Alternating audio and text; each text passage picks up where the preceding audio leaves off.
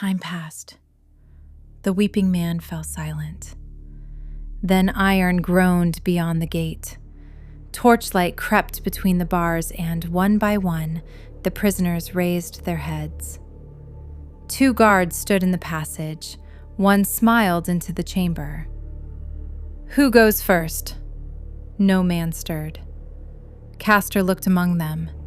The gray-bearded man had folded over his knees, his brow pressed against them.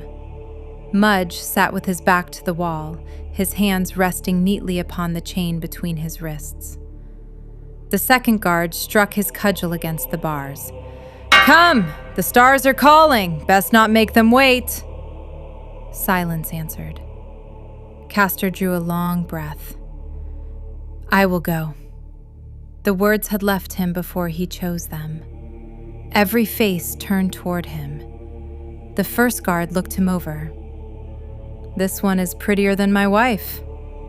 The other leaned closer to the bars. "Most men are." Their laughter filled the chamber. Kastor rose and passed through the gate. A key turned at his wrists. The shackles opened and struck the floor. Blood returned to his hands in a hot, needling rush. He worked his fingers until they began to feel like his own. Then he looked back.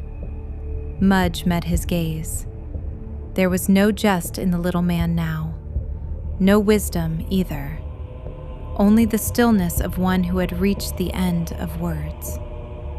Kastor gave him a small nod. Farewell. The bars closed between them. Walk. The guards led him along a narrow passage and into a winding stair. The roar above grew with every step. It passed through the stone and entered his bones. At the summit stood another gate, broader than the first, its timbers bound in black iron. Beyond it, men shouted themselves hoarse. Kastor stopped. The chain about his throat snapped tight. One of the guards drew him back half a step. "Changed your mind, Velvet Stag?" Kastor swallowed. "No." The guard smiled.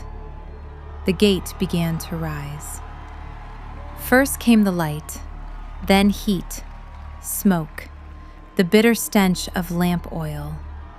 Then the sound struck him, a wave breaking against stone. Kastor had believed himself ready. He was not. The cloister lay beneath the open sky, a long yard of mud and beaten earth enclosed by galleries of timber and dark stone. Torches burned along the balconies.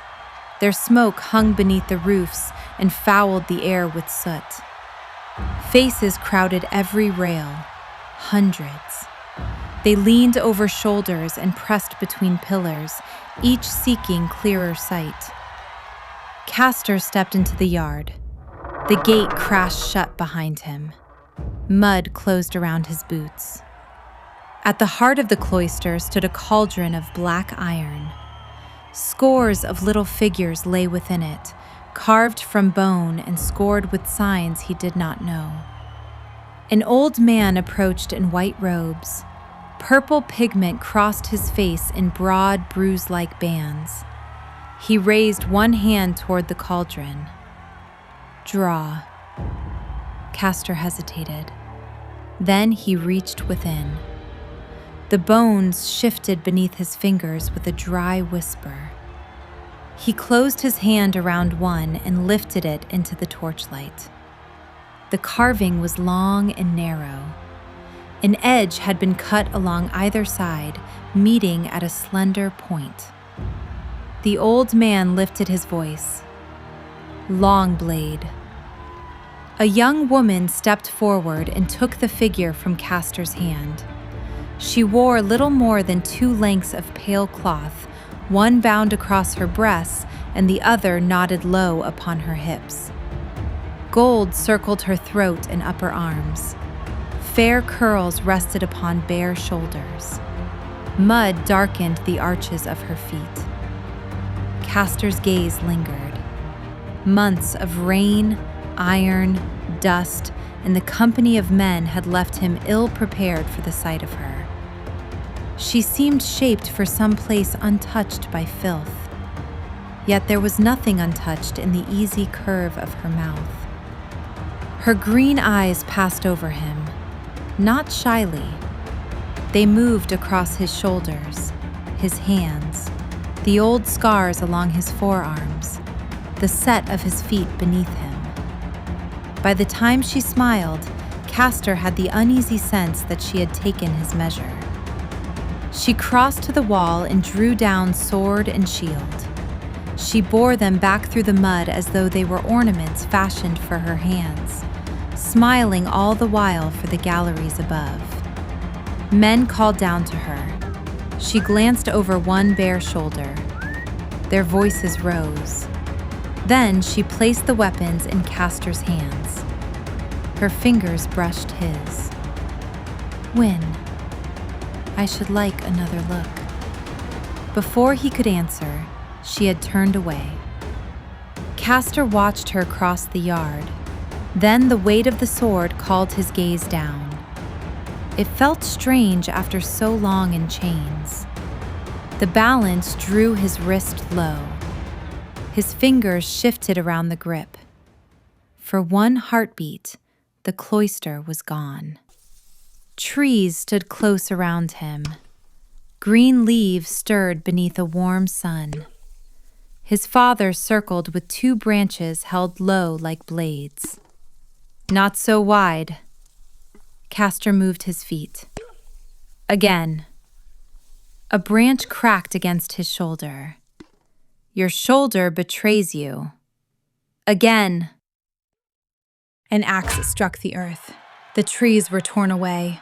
Across the cloister, a man wrenched the blade free from the mud. He was thin and bare-chested. A wrapping, dark with blood, bound one thigh. Both hands closed around the haft of a woodcutter's axe. He raised it, his eyes fixed upon Kastor. The man shifted his stance. Pain drew tight across his face. The purple-faced herald withdrew to the edge of the yard. "Begin!" The word passed through the galleries. Kastor raised the shield. His arm would not loosen beneath it. The axeman cried out. He charged. The crowd rose with him. Kastor saw the mud break beneath the man's feet, saw the wounded leg follow half a pace behind, saw the axe lifted so high that ribs and throat lay open beneath it.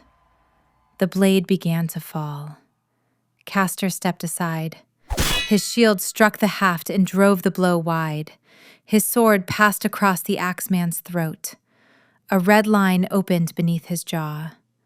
For a moment, the man remained standing. His axe slipped from his hands. Then blood spilled down his chest.